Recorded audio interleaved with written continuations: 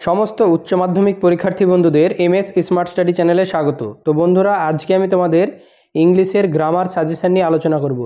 तोमरा जानो तोमादेर उच्च माध्यमिकेर इंग्लिशेर परीक्षाय किन्तु 10 नम्बरेर ग्रामार थाके। सेखाने voice change, narration change, transformation of sentence, joint, splitting, ठीक आछे, एबं आर्टिकल प्रिपोजिशन समस्त किछु किन्तु थाके।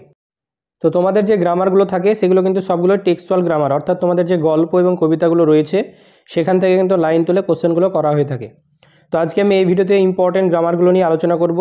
पाशापाशि এই ভিডিওটি যদি তোমাদের ভালো লেগে থাকে তাহলে আমি এর পার্ট 2 ভিডিও অবশ্যই নিয়ে আসব। তোমরা অবশ্যই সেটা কমেন্টে জানাবে তোমরা এর পরবর্তী ভিডিও চাও কিনা। তাহলে কিন্তু আমি গ্রামারের উপরে আরো একটা ডেডিকেটেড ভিডিও কিন্তু নিয়ে আসব। তো চলো কোন কোন গ্রামারগুলো তোমরা এই বছরের জন্য পড়ে গেলে পরীক্ষায় কমন পাবে সেগুলো দেখে নিই। তো দেখো প্রথম প্রশ্নটা আই ফাউন্ড দ্য উইন্ডো, এটা হচ্ছে ভয়েস চেঞ্জ করতে হবে। তো তোমরা জানো ভয়েস চেঞ্জের নিয়ম অনুযায়ী যেটা অবজেক্ট সেটাকে সাবজেক্ট আকারে ফার্স্টে লিখতে হবে। তো এখানে দ্য উইন্ডোটা হচ্ছে অবজেক্ট। তো the window was found by me, যেহেতু এটা পাস্ট টেন্সে তার জন্য ওয়াজ বসলো। দ্বিতীয় নম্বর প্রশ্ন দেখো the carriage wheels changed their sound and rhythm, এটাও কিন্তু ভয়েস চেঞ্জ। তো এটা হচ্ছে দেয়ার সাউন্ড অ্যান্ড রিদম, এটা হচ্ছে অবজেক্ট, ঠিক আছে, এটাকে ফার্স্টে লিখলাম। তারপরে দেখো were changed by the carriage wheels, ঠিক আছে, এটাও পাস্ট টেন্স, তাই ওয়ার চেঞ্জড বসলো। বাই দ্য ক্যারেজ হুইলস এটা হচ্ছে সাবজেক্ট, এটা অবজেক্ট আকারে বসলো। এরপরে 3 নম্বর প্রশ্ন দেখো my father could convey complex spiritual concept in very simple down to earth Tamil, এটাও কিন্তু ভয়েস চেঞ্জ। তো দেখো কমপ্লেক্স স্পিরিচুয়াল কনসেপ্ট এটা হচ্ছে অবজেক্ট, ঠিক আছে, এটাকে আমরা সাবজেক্ট আকারে লিখলাম। Could be conveyed by my father in very simple down to earth Tamil. এরপরে 4 নম্বর কোশ্চেনটা দেখো my parents were widely regarded as an idol couple, এটাও ভয়েস চেঞ্জ। তো people widely regarded my parents as an idol couple, ঠিক আছে। তারপরে 5 number প্রশ্ন দেখো his answer filled me with a strange energy and enthusiasm, এটাও voice change. দেখো I was filled with a strange energy and enthusiasm by his answer, ঠিক আছে। 6 number দেখো adversity always presents opportunities for introspection, এটাও voice change. দেখো opportunities for introspections are always presented by adversity, যে সমস্ত প্রশ্নগুলো বলছি এগুলো কিন্তু তোমরা খাতায় লিখে অবশ্যই প্র্যাকটিস করবে। এরপরে 7 নম্বর কোশ্চেন দেখো I wanted a pair of blue suede shoes, voice change. দেখো a pair of blue suede shoes were wanted by me. তারপরে 8 নম্বর প্রশ্ন দেখো the hermit was digging the ground, ঠিক আছে, তো এটা হবে the ground was being drag by the hermit, ঠিক আছে। 9 নম্বর দেখো the man would have attacked you, তো you would have been attacked by the man. তারপরে 10 নম্বর দেখো the hermit lived in a wood which he never quitted, voice change. দেখো the hermit lived in a wood which was never quitted by him, ঠিক আছে। এরপরে যে সমস্ত প্রশ্নগুলো দেখতে পাচ্ছ এগুলো হচ্ছে ন্যারেশন চেঞ্জ। তো প্রথম প্রশ্নটা দেখো we will soon be at your station I said to the girl, এটা কিন্তু অ্যাসার্টিভ সেন্টেন্সের ন্যারেশন চেঞ্জ। তো তোমরা জানো সেইড টু থাকলে টোল্ড বসে, ঠিক আছে। তো এখানে দেখো I told the girl that we would soon be at her station, যেহেতু এটা গার্ল রয়েছে তার জন্য ইউরটা হয়ে যাবে হার স্টেশন, ঠিক আছে। 2 নম্বর প্রশ্ন দেখো I told the girl are you going all the way to Dehra, তো এটা হচ্ছে ইন্টারোগেটিভ সেন্টেন্স, অর্থাৎ প্রশ্নবোধক বাক্য। তোমরা জানো প্রশ্নবোধক হলে কিন্তু আক্সড বসে, দেখো এখানে করে বসেছে আই আক্সড দ্য গার্ল, যেহেতু পাস্ট টেন্স তার জন্য আক্সড বসেছে, প্রেজেন্ট টেন্স হলে অ্যাক্স বসতো, ঠিক আছে। তাহলে আক্সড দ্য গার্ল ইফ, কারণ এখানে তোমরা জানো ইন্টারোগেটিভে তোমরা হোয়েদার, ইফ বা WH ওয়ার্ড যদি থাকে সেগুলো কিন্তু লিঙ্কার হিসেবে বসে। তাহলে if she was going all the way to Dehra. 3 number দেখো was I bothering you when I turn that corner, আচ্ছা অ্যাক্সড দ্য ওম্যান, এটা ন্যারেশন চেঞ্জ। দেখো দ্য ওম্যান অ্যাক্সড if she had been bothering him when she turn that corner, ঠিক আছে।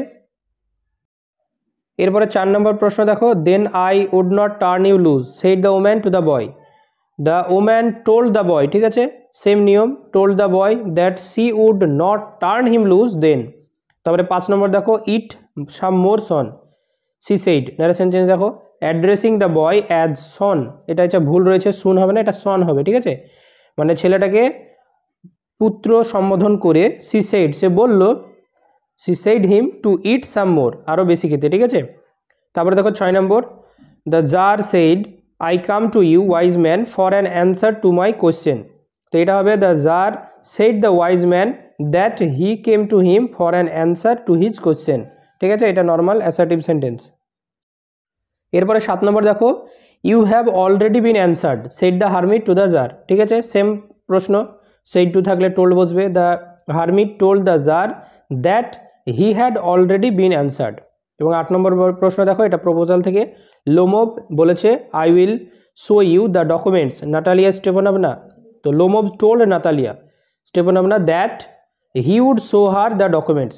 ঠিক আছে, তো এই ন্যারেশনগুলো যেগুলো আমি দিলাম এগুলো কিন্তু তোমরা ভালো করে প্র্যাকটিস করবে।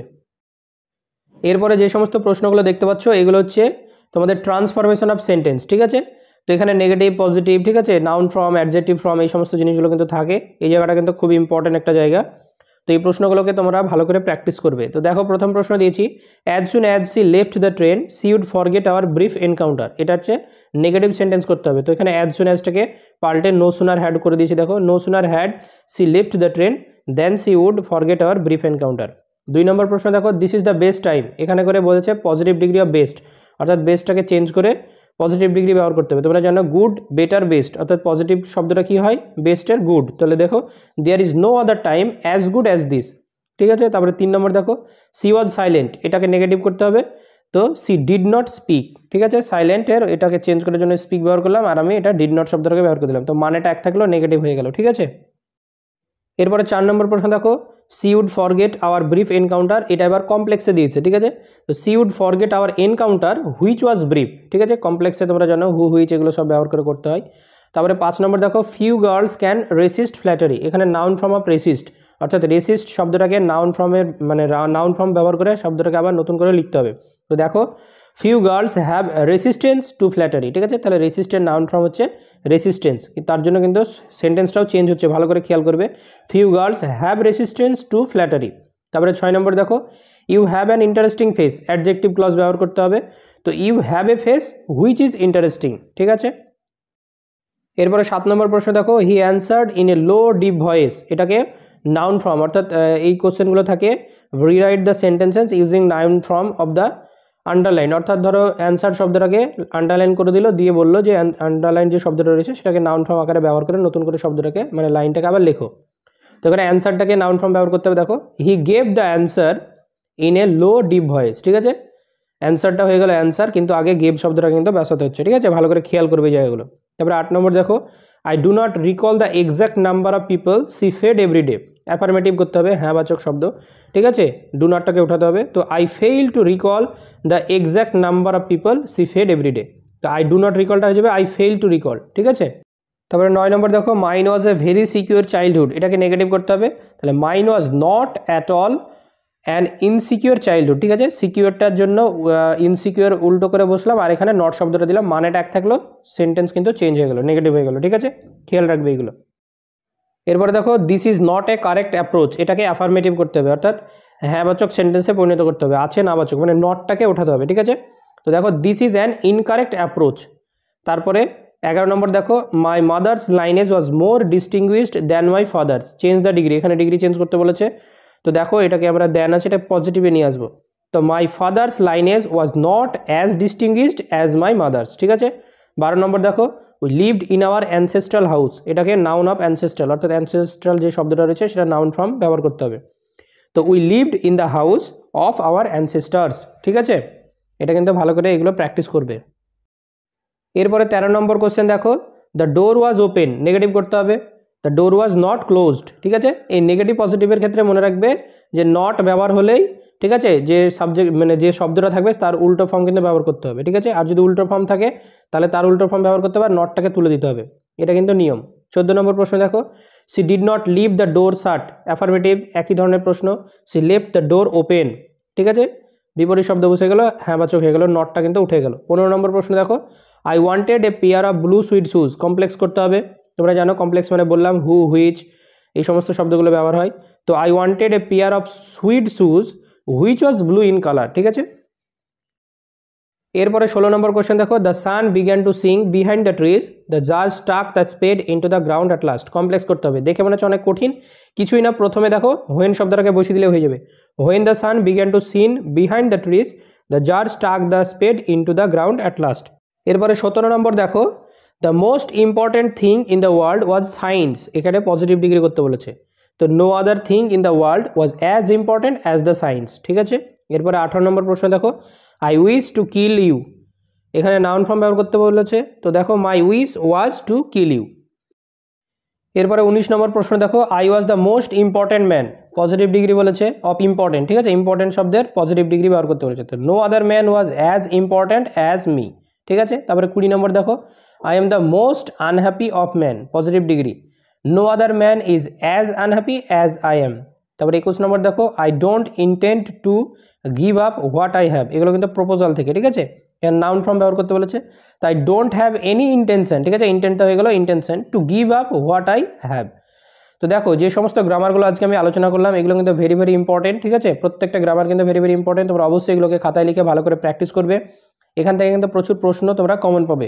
পাশাপাশি তোমরা যদি এই ভিডিওর পার্ট 2 ভিডিও চাও, অর্থাৎ আরও কিছু ইম্পর্টেন্ট গ্রামার চাও, তাহলে অবশ্যই আমি দ্বিতীয় ভিডিও বানিয়ে কিন্তু এই চ্যানেলে আপলোড করবো। তার জন্য তোমরা অবশ্যই কমেন্টে সেটা জানাবে এবং এই ভিডিওটিকে তোমরা লাইক করবে এবং চ্যানেলটিকে সাবস্ক্রাইব করে রাখবে। পাশাপাশি এই ভিডিওটি তোমাদের বন্ধুদের মধ্যেও শেয়ার করে দেবে, যাতে তারাও কিছুটা উপকৃত হয়।